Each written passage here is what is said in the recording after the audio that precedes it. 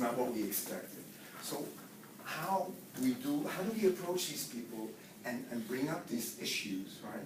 And tell them, hey, I think you can do better, you disappointed me here, and do it in a way that leaves them feeling good about you and their relationship with you, right? How can you do that? That's the secret of mature, growing adults. So at Toastmasters, we practice this. We call it the sandwich method. It's a very popular method in psychology. You approach the positive points, the points of strength in the performance. Then you move into the points for improvement. Then at the end, you conclude, you either repeat what you really liked, or you bring up maybe some new things that you liked about the performance. And that way, everything is sandwiched. The positive is like the bread, and the points for improvement are sort of like the meat in the middle. But it leaves everybody with a good taste in their mouth about the experience. So we're going to practice this with you. I'm going to ask you to evaluate Angela. I'm going to evaluate her now, just to give you an idea of how it's done. And then we'll see how very valuable this method is in daily life. So Angela is a speaker I really enjoy watching for several different reasons.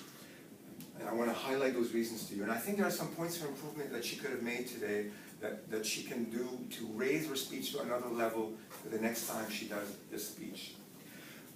I think, as you know, we are all animals at heart, right? This is what we are at first. And as animals, our first reaction is instinctive to the other person.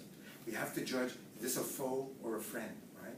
And Angela's presence is a smiling presence. It's a positive presence. So even if we didn't hear a word she said, if you're just looking at her with sort of the volume off, you have a positive feeling from her. She moves gracefully. She has these elegant hand gestures. She looks everybody in the eye.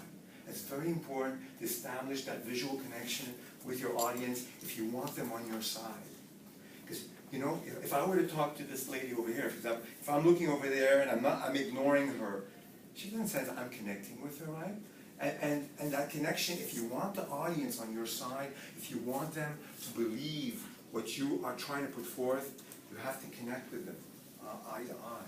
And she does that very well, and she circulates her gaze. Beyond that, the way she organizes her content, first, she told us a story.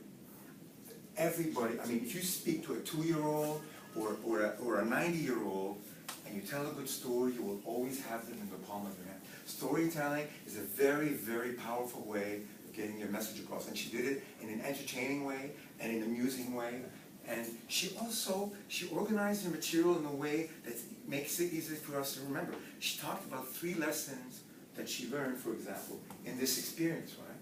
And those 3 lessons she told us, and then she went through them, and at the end, in her conclusion, she repeated it, just to make sure that you took away the lessons that she took.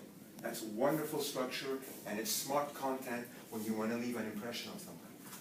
Now, I think there were some things she could have done better. For example, what she does, what we call vocal variety. You know when you speak very high, and then you drop your voice? And all that, because the ear enjoys that. People who speak like this in a monotone all the time, it's not very interesting, right? At the beginning, she wasn't exploiting that. But then it's as if she warmed up, right? And then she started going deeper, and she had more emphasis. And I just wish she had started doing that right from the very beginning, with more emphasis and emotion. That would have been more gripping. Another thing I remarked is, oh, yes.